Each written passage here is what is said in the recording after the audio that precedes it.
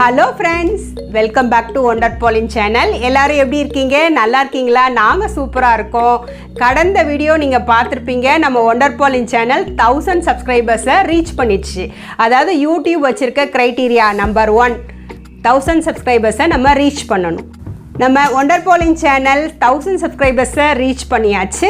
So நம்ம இன்றைக்கி ஒரு ஸ்பெஷல் ஸ்வீட் பண்ண போகிறோம். கல்யாண வீட்டில் செய்கிற கேசரி எப்படி பண்ணுறதுன்னு பார்க்க போகிறோம். வாங்க இப்போ நம்ம கிச்சனுக்கு போகலாம். எப்படி கேசரி பண்ணுறதுன்னு பார்க்கலாம். ஒரு சுத்தமான கடாயில் 1 டேபிள் ஸ்பூன் நெய் விட்டுக்கலாம். நெய் உருகிட்ட உடனே 1 கைப்பிடி முந்திரி சேர்த்து வறுத்துக்கலாம். முந்திரி வறுபட்டுடுச்சு பாதி அளவு.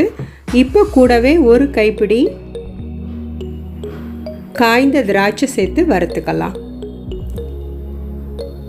திராட்சை நல்லா பலூன் மாதிரி உப்பி வரணும், அது வரைக்கும் வறுத்துக்கணும்.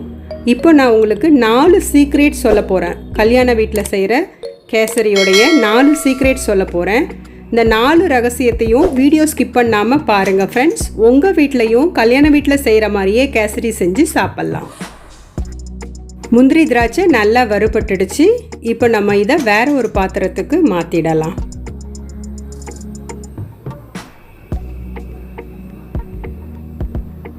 இதே கடாயில் 1 கப்பு ரவா எடுத்து வறுத்துக்க போகிறோம். இந்த நெய்யிலே நல்லா வறுத்துக்கலாம்.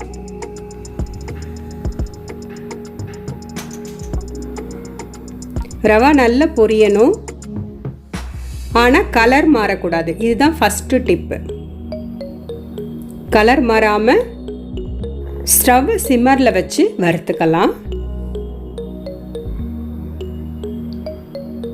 ரவாவும் நெய்யும் சேர்ந்து நல்ல ஒரு வாசனை வருது பாருங்கள் ஃப்ரெண்ட்ஸ். கலரும் மாறலை. இப்போ நம்ம ஸ்டவ் ஆஃப் பண்ணிடலாம். ஆஃப் பண்ணிவிட்டு இந்த ரவையை வேறொரு பாத்திரத்துக்கு மாற்றிடலாம்.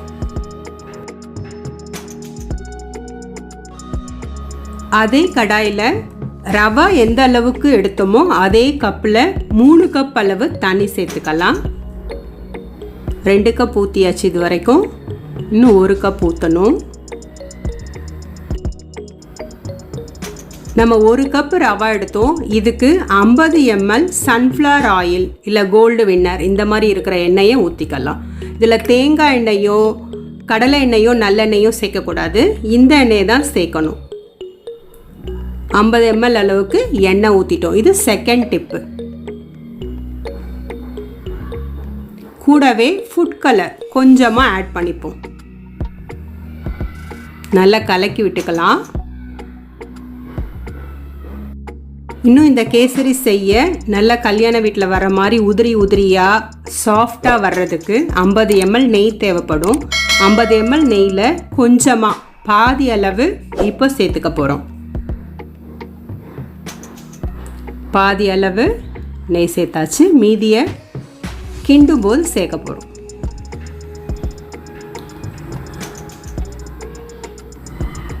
இது நல்லா கொதிச்சு வரணும். இது கூட ஒரு 4 கல் உப்பு சேர்த்துக்கலாம். எப்பயுமே ஸ்வீட் பண்ணும்போது கொஞ்சம் உப்பு சேர்த்தாதான் அந்த ஸ்வீட்டோடைய தன்மை அதிகமாகும். ஒரு மூடி போட்டு மூடி வச்சிடலாம். இது நல்லா கொதிச்சிருச்சு. இப்போ இது கூட வறுத்து வச்ச ரவாவை ஆட் பண்ண போகிறோம். கட்டி வராமல் ஆட் பண்ணணும். 3வது டிப்பு இதுதான், கட்டி வராமல் ஆட் பண்ணணும். இந்த ரவா நல்லா வேகும் வர வெயிட் பண்ணணும்.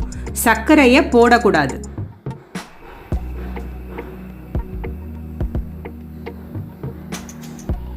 பாருங்கள் ஃப்ரெண்ட்ஸ், ரவா நல்லா வெந்து வருது. இது நல்லா வேகட்டும்.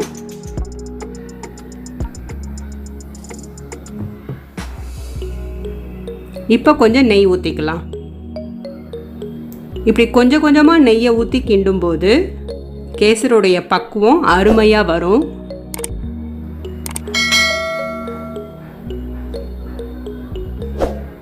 டூ மினிட்ஸ் இப்படி வேக வைப்போம்.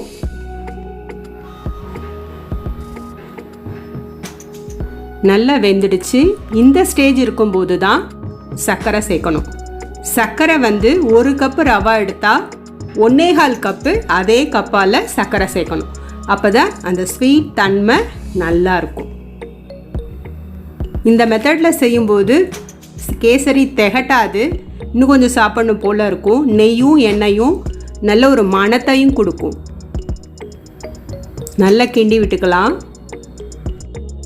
பாருங்கள் ஃப்ரெண்ட்ஸ், ரவா நல்லா வெந்த உடனே இந்த சர்க்கரையை சேர்க்கும்போது அருமையாக இருக்குது. முன்னாடியே சர்க்கரை சேர்த்துட்டா ரவா சரியாக வேகாது. நல்ல பதத்தில் வந்துருச்சு கேசரி. இப்போது பாருங்கள், அருமையாக வந்துருச்சு. இப்போ இது கூட 1/4 டீஸ்பூன் ஏலக்காய் பொடி சேர்த்துக்கிறோம். இதில் ரோஸ் எசன்ஸ் சேர்க்கலாம். கல்யாண வீட்டில் ரோஸ் எசன்ஸும் கொஞ்சம் சேர்ப்பாங்க. கொஞ்சம் நெய் விட்டுக்கலாம். வறுத்து வச்ச முந்திரி திராட்சையை ஆட் பண்ணிக்கலாம். இப்போ நல்லா கலந்து விட்டுக்கலாம். சுவையான ரவா கேசரி ரெடி ஆயிடுச்சு. நான் சொன்ன 4 டிப்ஸையும் ஃபாலோ பண்ணுங்கள் ஃப்ரெண்ட்ஸ். அற்புதமான கல்யாண கேசரி நம்ம வீட்டிலையே தயார் பண்ணி சாப்பிட்லாம். மீதமுள்ள நெய்யை ஊற்றி நல்லா கலக்கிக்கலாம். இப்போ நம்ம இதை சர்வ் பண்ண போகிறோம். சூப்பரான கல்யாண வீட்டு கேசரி, உதிரி உதிரியாக. ரவா பாருங்கள் நல்ல முழுமையாக இருக்குது. ரவா வந்து குழையலை. இந்த பக்குவத்தில் செஞ்சிங்கன்னா ரவா குழையாமல் அருமையான ரவா கேசரி ரெடி ஆயிடுச்சு.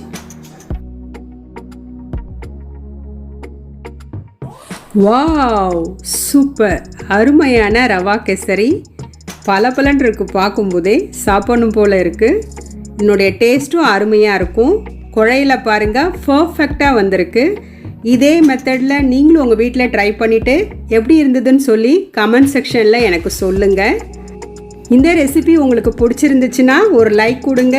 உங்கள் நண்பர்களுக்கு ஷேர் பண்ணுங்கள். அவங்களும் உங்கள் வீட்டில் இதே போல் சமைச்சு சாப்பிட்டுட்டு சந்தோஷமாக இருக்கட்டும். இந்த கல்யாண வீட்டு கேசரி ரெசிபி உங்களுக்கு பிடிச்சிருந்ததுன்னா லைக் பண்ணுங்கள், ஷேர் பண்ணுங்கள், நம்ம சேனலை சப்ஸ்கிரைப் பண்ணிவிடுங்க. ஒண்டர் பாலின் ஃபேமிலி எல்லாருக்கும் பாய் பாய்.